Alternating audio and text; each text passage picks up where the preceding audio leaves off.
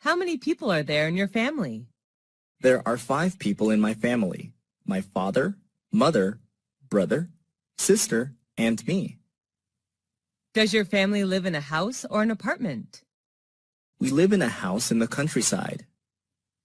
What does your father do? My father is a doctor. He works at the local hospital. How old is your mother? She is 40 years old, 1 year younger than my father. Do you have any siblings?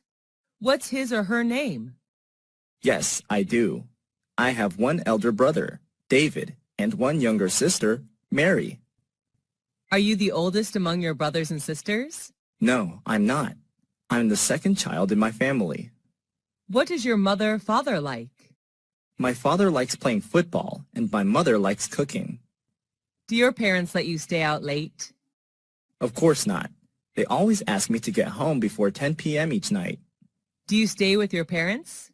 Right now, no, but I used to. Does your family usually have dinner together? Yes, we do. My mom always prepares delicious meals for us.